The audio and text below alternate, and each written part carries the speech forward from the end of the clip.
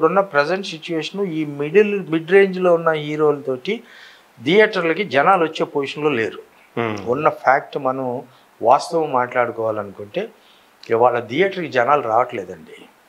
మీకు unless until పెద్ద hero stardom ఉండి లేదు ఒక సినిమాకి మంచి బజ్ క్రియేట్ చేసి ట్రైలర్లోని చెప్పేస్తున్నారు ఈ సినిమాకి వెళ్దాము వద్దా అనేది. ఓకే, ఈ ట్రైలర్ చూసి వెళ్తే వెళ్దాం, బాగుందంటే వెళ్దాం వస్తున్నారండి, బాగాలేదంటే మ్యాట్ని తర్వాత ఎవ్వడం ఉండట్లేదు. అదే అందుగురించి ఇప్పుడు సింగిల్ స్క్రీన్స్ కొన్ని చాలా వరకు స్క్రీన్స్ అన్ని మూసేశారు. ఇప్పుడు నిన్నటి నుంచి ఎప్పటి నుంచో ఒక 2 రోజుల్లో తెలంగాణలో బంద్ చేశారు. లేరు, జనాలు లేరని చెప్పి. కానీ మరి చిన్న సినిమాకి ఇది ఎఫెక్ట్ కదా, మీరు అన్నట్టు చిన్న సినిమాకి మీడియం బడ్జెట్ అసలు టోటల్ ఇండస్ట్రీకి ఎఫెక్ట్ అండి. రేపు పొద్దున్న వాళ్ళందరూ ఇప్పటికే చాలా కళ్యాణ మండపాల కింద మారిపోయిన అలా మారిపోతే కాంప్లెక్స్ కింద ఇప్పుడు ఓన్లీ మల్టీప్లెక్స్లు తప్ప మిగతా ఏం ఆలోచిస్తున్నారంటే వాళ్ళ ఆడియన్ ఏముందిలే ఒక 20 రోజులకో నెల రోజులకో మన ఇంటికి వస్తుంది సినిమా, మనం ఆ థియేటర్ సినిమా దగ్గరికి వెళ్ళటం ఏంటి అని 3 వారాలు దాటిందంటే ఓటీటీలకు వచ్చేస్తుంది. కానీ సినిమా ఎక్స్ట్రాడినరీగా ఉందని అంటే థియేటర్కి వస్తున్నారు, లేదంటే థియేటర్కి రావట్లేదండి. లేదు ఫ్యాన్ ఫాలోవర్స్ అని ఉంటే ఎందుకంటే ఇప్పుడు రామ్ చరణ్, ప్రభాస్, ఎన్టీఆర్ ఇట్లా ఫ్యాన్ ఫాలోవర్స్ ఉంటే వాళ్ళ సినిమా అనేటప్పటికి జనం కాస్త వస్తున్నారండి, ఓపెనింగ్స్కి వస్తున్నారండి. మిగతా హీరోలు ఎవరికి కూడా మిగతా మిడ్ రేంజ్లో ఆ రేంజ్ తర్వాత ఉన్న హీరోలకి ఓపెనింగ్స్ రావట్లేదండి. ఈ మధ్యన రిలీజ్ అయిన ఒక పెద్ద హీరో కాబోతున్న ఒక హీరో సినిమా రిలీజ్ అవుతే మార్నింగ్ షోకి 11 మంది ఉన్నారండి ఒక థియేటర్లో. ఓకే, థియేటర్లో 11 మంది ఉంటే నాకు ఆ థియేటర్ వానర్ ఫోన్ చేసి అతనికి ఫ్యాన్ ఫాలోయింగ్ కూడా ఉంది. మళ్ళీ ఫ్యాన్ ఫాలోయింగ్ ఒక టైంలో అదేదో నేషనల్ హీరో పెద్ద హీరో అవుదామని డిజాస్టర్ అయ్యి ఆ వీడియో పెట్టి నాకు ఆ థియేటర్ వానరు చంటి గారు చూడండి 11 మంది ఉన్నారండి, ఎంత ఇస్తున్నారు సార్ రెమ్యునరేషన్ అన్నాడు వీడియో చూపించి. ఏమంటే అతను 25-30 తీసుకుంటున్నట్టున్నాడు ఆ హీరో అన్నాను నేను. అంటే 10 కోట్లు 30 కోట్లు తీసుకున్న హీరో మంచి ₹1 కోటి ఒక మనిషి అన్నీ ఉండాలి కదండి ఓపెనింగ్కి. ఏంటంటే ఈ సినిమాలు మీకు ఏమైనా పిచ్చెక్కింది అండి అని అన్నాడు. అరే బాబు పొద్దున్నే సినిమా అయిపోయాక ఫోన్ చేయరు ఎలా ఉందని చెప్పి పెట్టారు అన్నాను. అది పరిస్థితి. అంటే వాస్తవం ఒక రకంగా ఉంటుంది, ఒక రకంగా అండి. ఏంటంటే పాన్ ఇండియా కొంతమందికి పాన్ ఇండియా రేంజ్ లో ఉంది, ప్రతి ఓడు పాన్ ఇండియా. వాళ్ళు కొత్తగా వచ్చే హీరో కూడా పాన్ ఇండియా అంటున్నాడు. అసలు ఇక్కడ నీకు జనం రావట్లేదు ఓపెనింగ్స్ కి. నీకు 10 థియేటర్లు వేస్తే 9 థియేటర్లు జనం ఉండట్లేదే. ఆ ఒక థియేటర్ కూడా నువ్వు ఇచ్చిన టికెట్లు, నీ ప్రొడ్యూసర్ తరపు టికెట్లు, డైరెక్టర్ తరపు టికెట్ల వల్ల ఒక షో ఫుల్ అవుతుంది. అదే రావట్లేదే. నీది పాన్ ఇండియా ఆల్ లాంగ్వేజ్ లో రిలీజ్ చేస్తున్నాం అది ఇది అంటున్నారు. వాస్తవాలకు వెళ్ళి థియేటర్లోకి వెళ్ళి కూర్చుంటే మీరు నమ్మరండి. నేను ఈస్ట్ గోదావరిలో ఒక ఊరిలో సినిమా, ఆ ఊరు ఎక్కడికో వెళ్తూ లంచ్ అక్కడ థియేటర్లో పెట్టారు నాకు. ఆ థియేటర్లో వచ్చి తింటానని చెప్పాను. అక్కడ థియేటర్ లంచ్కి వెళ్ళే ముందు ఒక సినిమా రిలీజ్ అయింది ఒక పెద్ద హీరోది. డోర్ తీసి నిలబడి చూస్తున్నాను ఒక 5 నిమిషాలు. అసలు ఏంటి జనం అలా ఉన్నారని అంటే కింద నుంచి జనం అరుస్తున్నారు, అరే నీకు 25-30 కోట్లు హీరో రెమ్యునరేషన్ అంటే కదా, నిలబడి డైలాగ్ కూర్చుని డైలాగ్ చెప్తాంటారా, నిలబడి డైలాగ్ చెప్పరా అన్నాడు అక్కడ. ఇదేంటండి హీరోని పెట్టుకుని అలా అంటున్నాడు అంటే, కంగారు పడకండి సార్ కాసేపు ఉంటే ఇంకా వింటారు అన్నాడు. తర్వాత ఇంకో పక్కనే దాని తర్వాత ఇంకొకటి ఎవడో వచ్చి, ఒరే తెవుల్చు చాలు విన్నది చాలు తెవుల్చు అంటున్నారు ఫైట్ వస్తే. ఓకే, తెవుల్స్ అనే దానికి అర్థం తెలుసు. అవును, అంతటితో చాలు ఇంకా చాలు విషయం ఉంది. చాలా ఇప్పుడు 10 మంది ఇడు గాలు లేస్తాడు ఫైట్ తెవుల్స్ అంటున్నారు. ఇది పబ్లిక్ రియాలిటీలోకి వెళ్తే ఇలాంటి సిచ్యువేషన్ ఇప్పుడు ఉందండి. వాళ్ళు కొంతమంది అంటే జనం చాలా ఎదిగారు, వాళ్ళ అభిరుచులు చాలా మారిపోయినాయి. ఇప్పుడు కోవిడ్ తర్వాత ఏమైపోయిందంటే సిచ్యువేషను, అన్ని కంటెంట్స్ సినిమాలు ఇంట్లో చూడటం అలవాటు పడ్డారు. అవును, అన్ని ఇప్పుడు మనం రెస్టారెంట్లు 4 రకాల రెస్టారెంట్లోకి వెళ్ళి 4 రకాలు తినేటప్పటికి కేరళ ఫుడ్ అంటే ఏమనుకునే వాళ్ళం, కొబ్బరి నూనెతో ఉంటారు బాగోదురా అనుకునేవాళ్ళం. అది మనం ఏవీ లేనప్పుడు 1-2 సార్లు తినేటప్పటికి అదే మనకు టేస్ట్ అనిపిస్తుంది.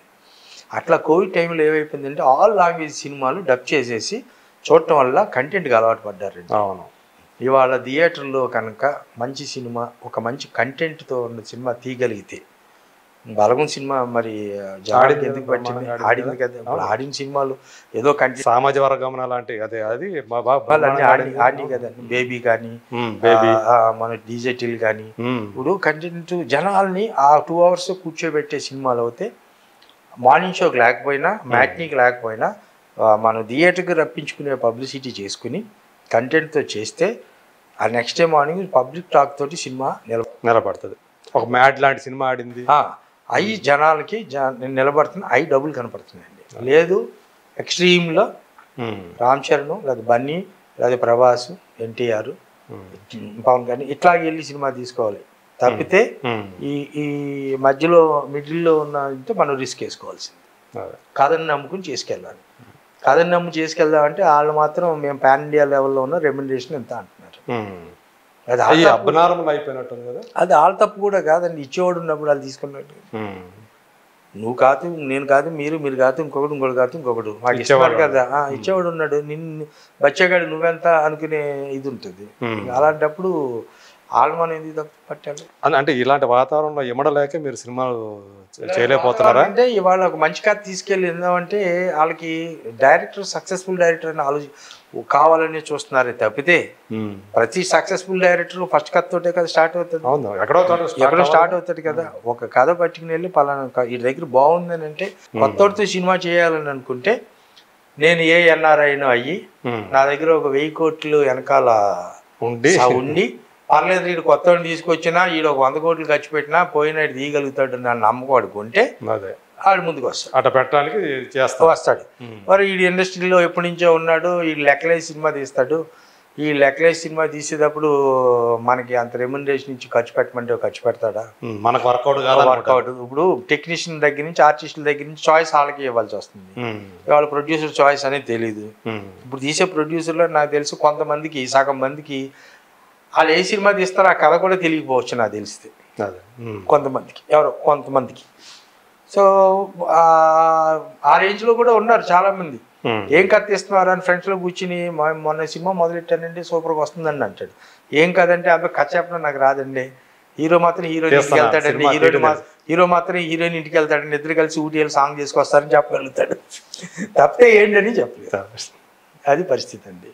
సరే ఇప్పుడు ఏంటి మరి మీరేంటంటే ఒక పెద్ద హీరోతో ప్లాన్ చేస్తున్నారు, ఎంతవరకు వచ్చింది? నేను ఒక పెద్ద హీరో తోటి ఓ బాండింగ్ ఎప్పటి నుంచో ఉంది. అంటే నాకు తెలుసు ఆ పేరు నేను చెప్తున్నాను కాదు అది వాళ్ళ నోటంట వచ్చేదాకా మధ్యలో ఈ కోవిడ్ తర్వాత అనుకోకుండా ఇంట్లో మనిషి ఇండియన్ మనిషి అయిపోయాడు. ఇంట్లో ఉన్న స్టార్ ఇండియన్ స్టార్ అయిపోయాడు. హ్యాపీ, చాలా ప్రౌడ్, వెరీ హ్యాపీ. మా ఇంట్లో స్టార్ మా ఇండియన్ స్టార్ అయ్యాడు, చాలా సంతోషం. సరే 2 రోజులు లేట్ అవుద్ది, 2 రోజులు లేట్ అయినా అతనితో చేస్తే హ్యాపీగా ఉండొచ్చు అనే దాంతో ఇప్పటికీ అతను నాకు ఇచ్చే రెస్పెక్ట్ నాకు ఇస్తున్నాడు. ఇప్పటికే నేను రెగ్యులర్ ఫాలోఅప్లో ఉన్నాను, ఆయన రెగ్యులర్ టచ్లో ఉన్నాడు, నేను రెగ్యులర్ టచ్లో ఉన్నాను. నేను ఒక్కనే కాకుండా వేరే ప్రొడ్యూసర్తో కలిపి నాకు ఆ సినిమా చేస్తానని ఒక ప్రామిస్ చేశారు. సో ఇంకో పార్ట్నర్ అది ఏ సినిమా కుదురుతుందో ఏ సినిమాకి ఎప్పుడు అనేది అది నా చేతిలో లేదు. ఎందుకంటే వాళ్ళ ఇంట్లో స్టార్ ఇండియన్ స్టార్ అయ్యాడు, రేపు ఇంటర్నేషనల్ స్టార్ అయ్యాడు అనుకోండి, అప్పుడు మళ్ళీ లెక్కలు చాలా తేడాలు వస్తూ ఉంటాయి. తొందరలో మళ్ళీ రాబోతున్నాడు, ఆగస్టులో రాబోతున్నాడు. సో ప్రస్తుతం అయితే అతని వెనకాల అయితే ఆ ఫాలోఅప్లో ఉన్నాను. ఈ లోపల ఏదైనా ఒక మంచి సినిమా చేద్దామని ఒక కథ ఒకటి ఫైనలైజ్ చేసి ప్రజెంట్ ఆ కథని నేను ఎవరికో కంటెంట్ ఒక మంచి కథ విన్నాను, చాలా మంచి కథ విన్నాను. దాంతో ఏదైనా చేద్దామనే ప్రపోజల్లో అదైతే ఉంది. ఈ జూన్ నుంచి దాని మీద కొంచెం మైండ్ పెట్టి స్క్రిప్ట్ రెడీగా ఉంది, కొత్త డైరెక్టర్ దాని మీద ఏం చేద్దాం అనే ఆలోచనలో ఉన్నా ఈ లోపల. సరే మీ హీరో ఉన్నాడు, మీరు ఎక్కువ సినిమాలు చేసిన హీరో బాలయ్య బాబు. ఎక్కువ సినిమాలు నేను బాలయ్య బాబుతో 2 సినిమాలు చేశాను ప్రొడ్యూసర్గా, ఆ డైరెక్టర్గా చేశాను. పార్ట్నర్ గా చేసిన శ్రీనివాస్ రెడ్డితో కలిసి చేసినట్టున్నారు. ఆ 2 సినిమాలు నేను శ్రీనివాస్ రెడ్డి కలిపి చేశాను. పవిత్ర ప్రేమ ఈ రెండేనా చేసింది? ఈ 2 బాలయ్య బాబు చేసేసాను. ఓకే, ఆ డైరెక్టర్గా చేశాను, బట్ ప్రొడ్యూసర్గా చేసిన సినిమాలు అయ్యి. ఓకే, ఈ మధ్యన నేను ఎవరి దగ్గర ఒక కథ విని బాలయ్య బాబు తోటి చేద్దామనే ఉద్దేశంతో ఒక 7-8 నెలల క్రితంతో 1 year బ్యాక్ ఒక 1 year అవుతుంది.